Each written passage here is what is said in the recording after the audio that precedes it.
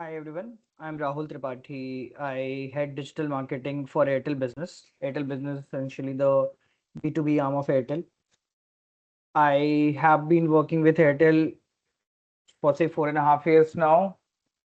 And in between that, for 2.5 years, I tried working in different kind of startups to explore things outside, say Airtel. So today we would be talking about 101 of digital marketing and why digital marketing is a concept one should be aware of. As I record this video, we have lost someone who is known as, someone who pioneered the ad market in India, Pandey. So we have lost him unfortunately. So, whenever you see this video, I would love you guys to explore who Piyush Pandey was, his legacy, and the kind of work he has done for us. So let's get quickly started in the about digital marketing. So like I said, yeah, my name is Rahul Tripathi. I head digital marketing in Airtel. I'm from the MDI Gurgaon 1719 batch. So before going into what is digital marketing, we need to understand what actually marketing is. So see, why do we need marketing at all? I mean, if you have a good product, if you have a good sales team, if they're going on ground selling for you, why would actually you need something called as marketing? So see, marketing is required because it actually establishes a meaningful connection between business and the people. So if you look at a comparison between sales and marketing, see what is sales? Sales actually pushes the product. And in marketing, it actually pulls people towards the product. So this is the basic difference. If someone say asks you what is sales and what is marketing, and people actually put them into same category, this is the basic difference which you should know. So, like I told you, it is about making the meaningful connection. And also, it is about truly understanding what a customer needs. Essentially, you go and like you would have heard of a very good question, sell me this pen. But does that person actually needs a pen? So, this is what marketing tells you. I won't go about and, go and sell a pen. I would actually want to know that person needs a pen or not. Marketing is also a thing where storytelling actually meets the strategy. And the best example actually is here of Amul. I have used an AI image, not an actual image, because I don't want any copyright. But yeah, Amul has been known for commenting on every major event which India has witnessed. So, be it Neeraj Chopra winning the gold medal for us, or any other moment which has been very important for us. I'll tell you a very interesting fact about Amul. The Amul girl, which she has cried just once in her life, and I'll leave you to your Google search, uh, you know, capabilities to find out when did she cry. So they have been doing a lot of billboard advertising, and you will find it in any city you are. Uh, and if you look at the girl, she actually is an epitome of the social fabric which India has. So they kind of try to make it relatable. Or maybe I talked about Piyush Pandey. So his campaign of Asian Paints, which says "Har ghar kuch kehta hai." How trivial is paint at times, right? But how important did he make it when he said that Asian Paints "Har ghar kuch kehta hai." So this is the storytelling. Or in fact, the Fevicol ad where they talk about.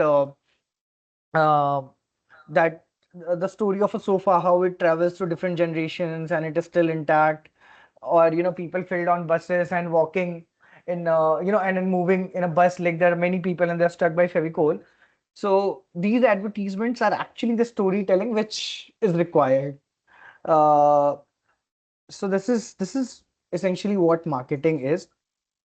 Now, why do we need marketing? Okay, this is very essential question that, okay, I know what marketing is, but why do I need it? First is see awareness. Now, people should essentially be aware that, there's such a product in a market, and they need to buy it. See, there are certain basic needs of life. It's say a roof, it's water, it's food, maybe family, and some basic staple things around us. But say an app like Zomato, it gets launched in some year, and they have a proposition that instead of going to hotels and ordering, you can actually, kind of order on my app. But do we need this kind of product now? See, now for you, Zomato is a very popular app. But is it something, say, if I'm in 2015, 16, 17, and if I say, okay, this is an app which is making me order something from the restaurant, but it is taking some extra charges from me, or there's an app called as Ola, which is giving me cab on demand, but I have, auto walas standing uh, near my house. So do I need these apps? So first of all, the marketing creates awareness. If you look at, the Zomato campaign, and there's a person named as Akshat, you should actually look at his Instagram, I'll say. He used to be a lead copywriter in Zomato. So, their quirky social media presence and everything, it actually brings them on top of the mind. So there are various billboards which you'll find across cities for Zomato, which are very quirky and at times crossing lines also for, say, some. Second is you build trust and you build reputation. Now, the best example for this is Tata. The kind of the old brand equity which they have created. What is equity? Equity is basically the amount of ownership, right? So the brand ownership in our mind is something we call as brand equity. That gives us instant confidence. If you buy anything from Tata, we are assured that it comes with trust. In fact, when the Taj attack happened and a lot of people died, a lot of Tata employees died. The hotel was shut for many days. Tata made sure that no one loses on salary. People who lost their life were compensated for, although there's no compensation possible. But that is reflected in daily routine of how Tata behaves. Look at the example of Tata Nano. Tata Nano came with a proposition that will solve the commute for common people and they can afford a car. Although, as we interact further, I'll tell you how the same car could have been launched in a better way. That is one flaw of communication, which I think Tata Nano did. So that is building trust and reputation. Third is obviously driving sales and loyalty. Everything which you do here, whatever awareness you do, whatever loyalty you make, it should actually funnel down to sales. So they enable sales. That is another build part. And stay competitive. See, the market is very competitive nowadays. If I go for a butter brand or a milk brand, there are hundred of brands which are out there. In milk also, there's an app called as Country Delight, which says that our milk is directly procured from dairy, and it has a lot of added vitamins and all those things. You pick up any category except telecom where I work in, where the competition is actually less. And then obviously when the competition is less, there are other issues like they can play on the price and other stuff. But normally every market you see out there is very competitive. So you have to be there on top of the mind of your customers, on top of the mind of your people. In fact, I'll give you an example of Red Bull. If you guys use Instagram, you see the Red Bull Instagram pages. They do all kind of thrill sport. Uh, someone jumping from this thing, top of the sky. Someone doing a biking in dirt. They talk about everything other than Red Bull. Why? They say Red Bull gives you energy. So that is the energy they kind of display. In fact, fun fact here, I would like to tell you guys, there was a game back in 2015-16, Angry Birds. So Angry Birds could never fly. But then Angry Birds did a tie-up, the gaming company did a tie-up with Red Bull and started flying. Why? Because Red Bull gives you wings. So this is the kind of, inquisitive things you will find if you look at what a brand is trying to say, a way a brand is trying to position themselves and other such stuffs. Now, what are different divisions of marketing? So first is branding. So now we are going in deep into marketing only. Okay. First is branding, where you build the identity, you build a trust, then you give an emotional connection. Like I said, no, Asian Paints हर घर कुछ कहता है. That is one of the examples of branding. Then there is digital marketing. So essentially, if you guys would ask your parents, they would say that because there was no internet penetration back then in India, so there was a lot of BTL which was happening. What is BTL? BTL is below the line. So below the line is when you individually try to reach out to people, say, be it by newspaper advertisement, by coloring the walls, by pamphlet distribution, all these things. So essentially, what used to happen, say, I'll give an example of Ayrton only. We used to cover the wall in red color, and from white, we would used to write, 2G SIM cards or 3G, whatever. Now that era is gone. If I want to reach out to, say, mass people, I can just do a campaign on Facebook. I can just do a campaign on Instagram because I know my target audience is there, they're using it. But earlier, these apps were also not there, and even if they were there, the internet penetration was not very high.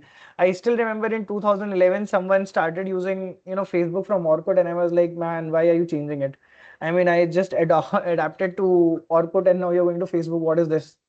And now Facebook is obsolete for, most of us, not for marketers though.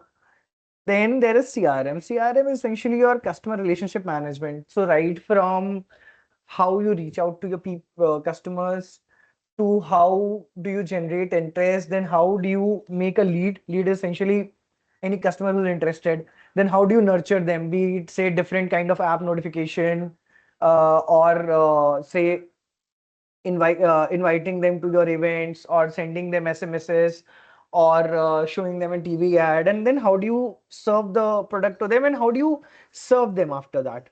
So this is, I mean, if there are any issues in case they are facing, for example, if say I sell a scooty, if I sell Activa, so there could be some post-sales issues which would be required. So all those things, right from how do I capture the customer to how do I serve them till they don't churn out. Churn out as in they don't leave me, right?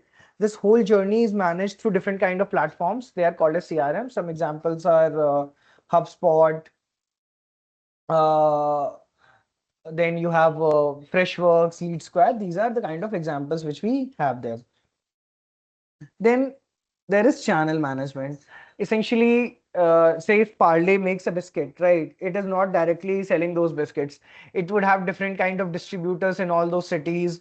There would be mother go downs at say state level. Those distributors would be buying, say, that biscuit from mother go downs.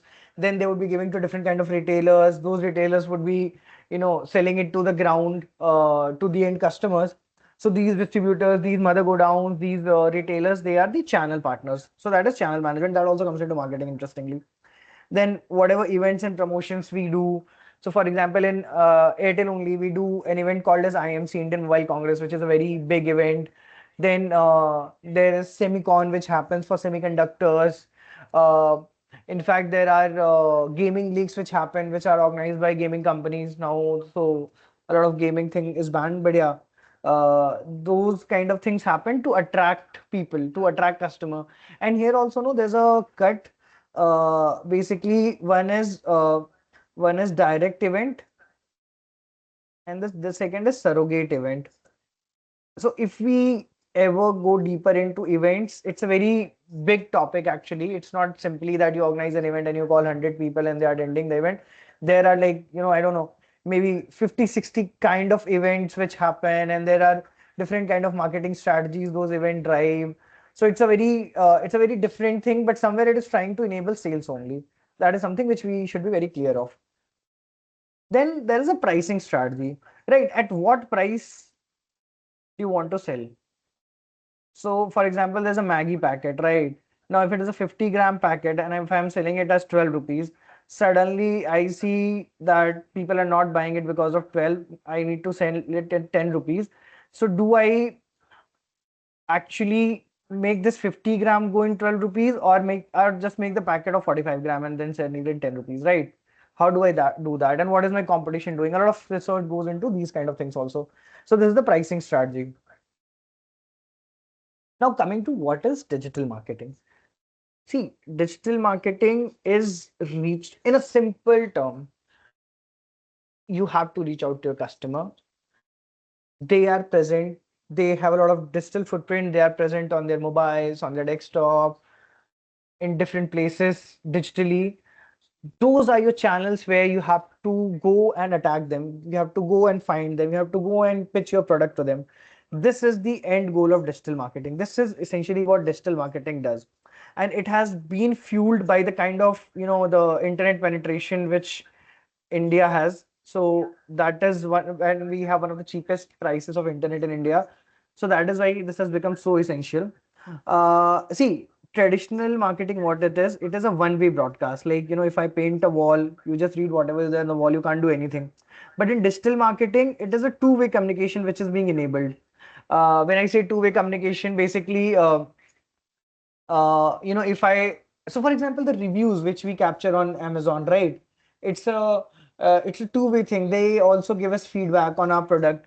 In fact, in that same digital marketing ads which we try to reach out to customer, they can actually interact with that ad and actually buy your product. So that's a two-way, and you cannot go to a wall and say, okay, I want to buy Amul, give me Amul, right? But here, if Amul is running an ad, you can interact with an ad and you can actually buy packets of Amul. See, there are certain pillars which it has. It is personalized. You can personalize it to the kind of persona you can think of. Say, if you are a student and I want to say, hey, students, that is the level of personalization you can do. That is the level of targeting you can do. It is highly data driven.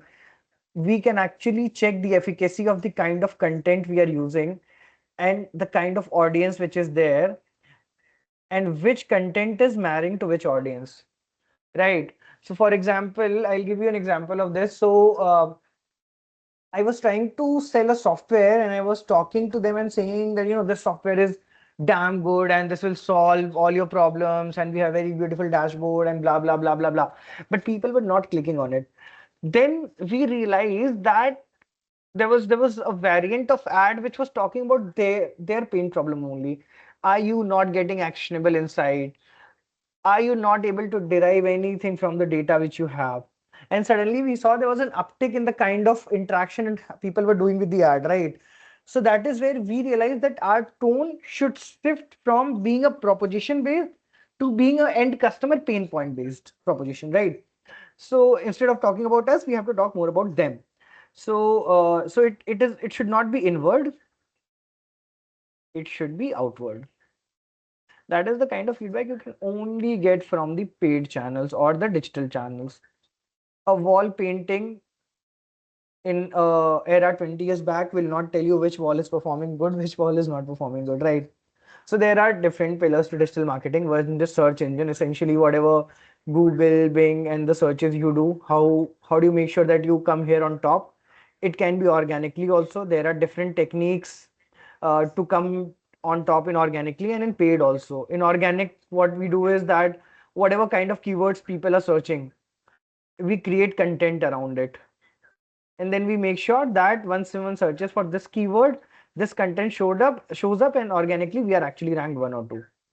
And then there are paid. You actually bypass all these things and you make sure that you're bidding on this keyword. I don't have a content, but does not matter. Whatever anyone is searching, just give me a top result. I do not have a content, but I'm bidding on this keyword. Then there's social media marketing.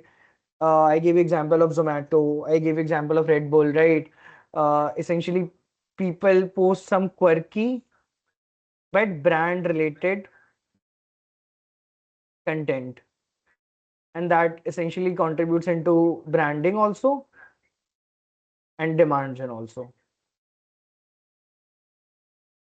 Then you have email marketing where you essentially reach out to people via dropping a lot of emails. It could be one to one email, it could be one to many emails, like one person dropping mail to many people with the same content. Although this could also be personalized, we do have facilities through which we can kind of personalize one to many emails also right now. Then content marketing. See, the base of every digital marketing is content marketing. Without content marketing, it's like really impossible to kind of go and put yourself in the market. So any big brand you see, they are massive content producer. They are massive content, be it Swiggy, be it Zomato. uh, if you guys would have heard of Blue Smart, so they had the whole narrative of they are trying to save the environment. So there's a kind of narrative they play around, they create content around that. And one of a very, I'm sorry, I just dropped my pen. Yeah. So one of the basic pillars of this content marketing actually feeds into influencer marketing. So influencer marketing is two kinds. Okay. I'm just taking this influencer marketing. One is influencers and second is UGC. UGC is basically user generated content. Now, say if I want to, so there's something called as PS5, right? If I want to sell PS5, so I can get good gaming influencers and they can play via PS5 and they can say how good it is and they're enjoying playing via PS5. But the risk with this is that people will realize maybe it is an ad. But say if I get some 18 to 24-year-old kids, and if I ask them just use PS5 and make a video about it, say some people who have more than 20K followers on Instagram, right? So this might sound as more authentic, but it has limited reach. The UGC, it has limited reach, but the influencer will have a wide reach. So it's a catch 22 situation. What do you want to choose into? So once we dive deeper into it, we will cover each of those pillars in detail. Now, this is the last slide which I'm giving. What is the foundation of digital marketing? How do you start? First is you should know your audience. Whom are you trying to sell? Say if it is a acne fight men face wash of Garnier, you should know it is for men. Is it for the category of 24 years and above? Why? Because there is already a market leader in 18 to 24 year, and also it is till 40 years, because after 40 year maybe men are not into skincare, and you get these kind of insights through market research, through talking to people. It's just a random assumption, don't take these numbers, I have not done that market research. I'm saying that kind of audience targeting you should have. Then you have to create the value driven content, like I said, right? Then choose the right channel. If I want to reach out to these 18 to 24-year people, should I reach out to them on Orkut? Oh my god, it is banned. No. Should I use on Facebook? No, I don't think so. They open it. Maybe 35 to 40 years people would open it. They would have some nostalgia around it. Others won't. Should I use Insta? Yeah, looks like a good channel. Should I use Reddit? Yeah, that is. Should I use Pinterest? Yeah, this is also a good channel. So this is how you arrive at the right channel. Then you have to measure the result of each channel, each kind of creative, each kind of content which you're talking. And this should act as a feedback mechanism in your campaigns, in the way you're trying to reach out, so that you adapt quickly. So, like I'll just try to end with a statement from Seth Godin, who says that marketing is no longer about the stuff you make, but the stories you tell. So right now, marketing or digital marketing, it all integrates into the kind of stories we want to tell. Thank you guys. Hope to see you soon.